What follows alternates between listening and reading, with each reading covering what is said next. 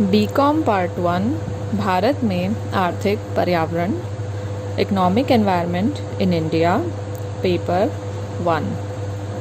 आज हम पढ़ेंगे आर्थिक नियोजन, एक परिचय, आर्थिक नियोजन का अर्थ एवं कुछ परिभाषाओं के बारे में।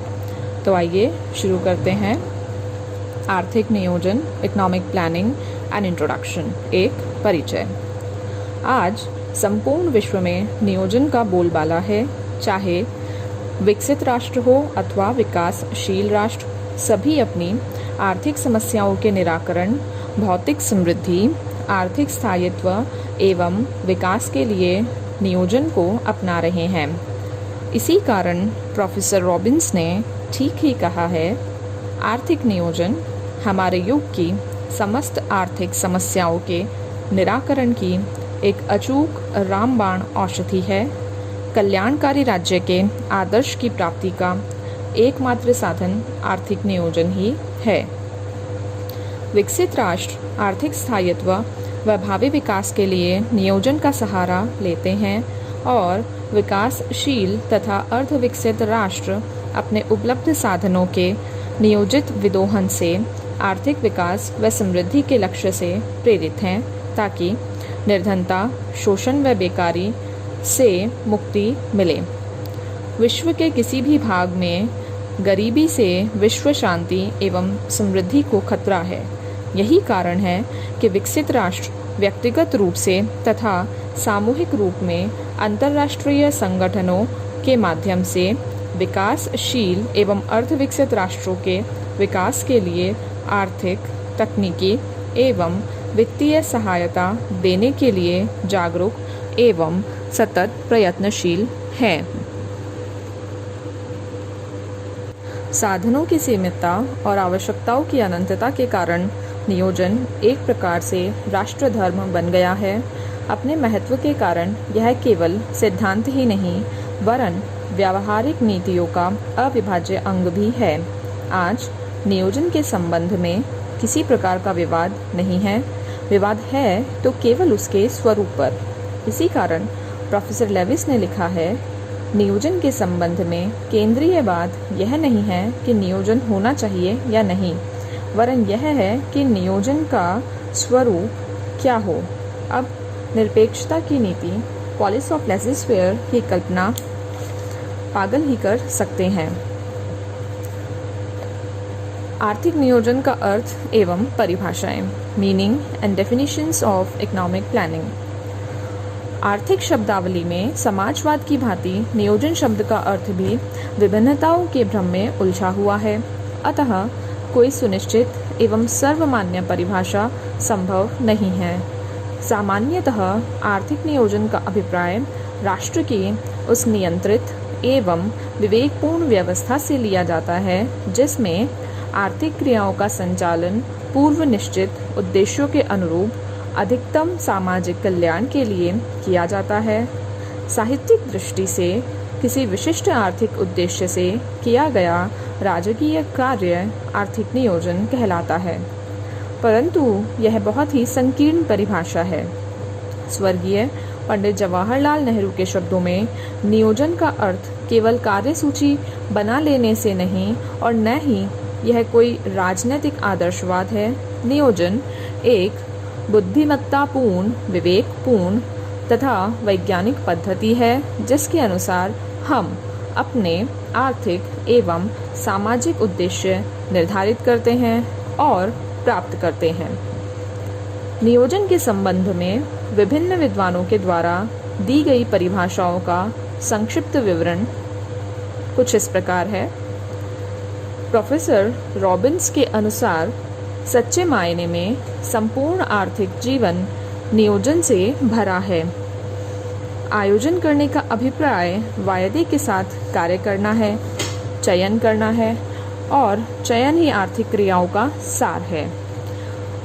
अन्यत्र उन्होंने लिखा है कि आधुनिक शब्दावली में नियोजन का अभिप्राय राज्य द्वारा उत्पादन के साधनों पर किसी न किसी प्रकार का नियंत्रण है। ये दोनों ही परिभाषाएं अपूर्ण हैं, क्योंकि रॉबिन्स ने नियोजन का अर्थ बहुत ही संकीर्ण दृष्टिकोण में लिया है, जिसमें राज्य के नियंत्रण को ही नियोजन मान लिया है।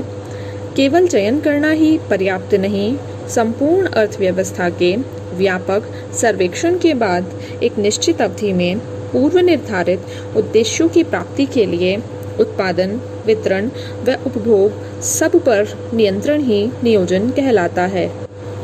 प्रोफेसर हेयक के शब्दों में आर्थिक नियोजन का अर्थ एक केंद्रीय सत्ता द्वारा उत्पादन क्रियाओं का निर्देशन है। प्रोफेसर हेयक की परिभाषा भी अपर्याप्त है, क्योंकि यह नियोजन के अन्य तत्वों की उपेक्षा कर केवल निर्देशन तत्वों पर ध्यान देती है।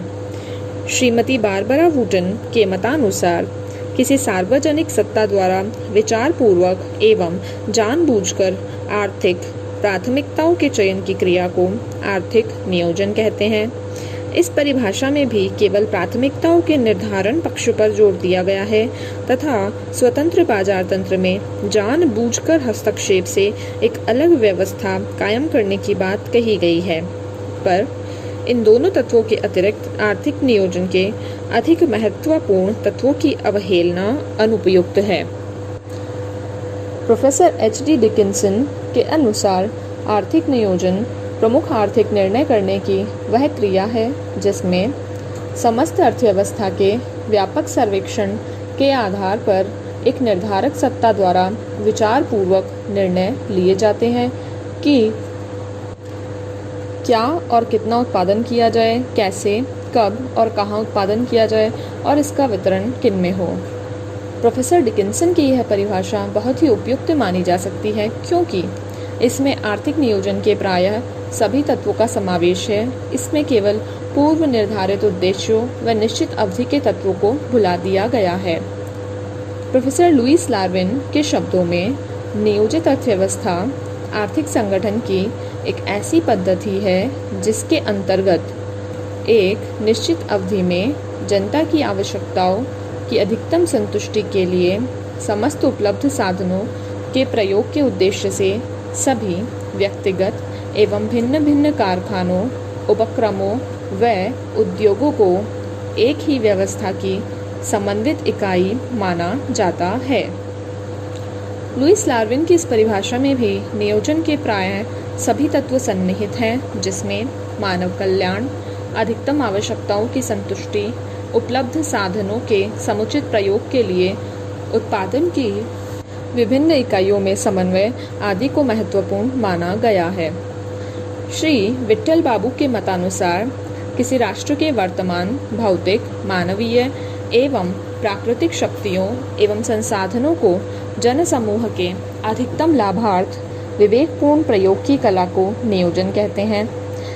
यह परिभाषा नियोजन के अनेक तत्वों को समावेश करने के बावजूद भी अपूर्ण है, क्योंकि इसमें केंद्रीय सत्ता, निश्चित समय, पूर्व निर्धारित उद्देश्यों के तत्वों को भुला दिया गया है। भारतीय योजना आयोग इंडियन प्लानिंग कमीशन ने आर्थिक नियोजन को इस प्रकार परिभाषित किया है।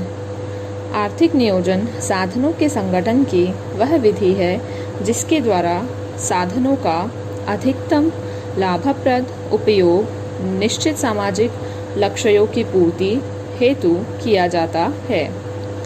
नियोजन की अवधारणा के दो प्रमुख अंग हैं: लक्ष्यों की प्राप्ति के लिए अपनाई गई पद्धति तथा दूसरा उपलब्ध साधनों व उनके आदर्शतम आवंटन के संबंध में ज्ञान। यह परिभाषा भी अन्य परिभाषाओं के समान अपूर्ण ही है। उपर्युक्त परिभाषाओं के विवेचन से स्पष्ट होता है कि नियोजन की कोई भी एक परिभाषा पूर्ण नहीं है।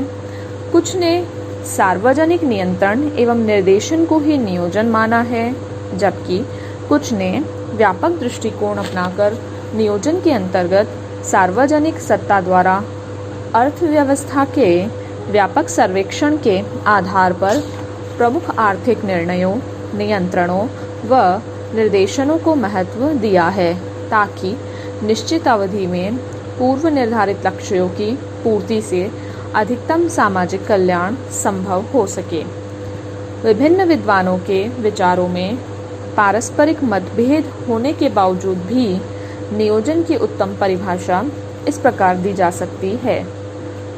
आर्थिक नियोजन राज्य की एक सुसंगठित एवं सुसंबंधित प्रक्रिया है जिसमें निश्चित अवधि में पूर्व निर्धारित लक्ष्यों के अनुरूप अधिकतम सामाजिक लाभ के लिए अर्थव्यवस्था में उपलब्ध साधनों के प्रयोग का चयन किया जाए, उनका नियंत्रण हो, नियमन एवं निर्देशन केंद्रीय सत्ता द्वारा अर्थव्यवस्था के व्यापक सर्वेक्षण के आधार पर किया जाता है।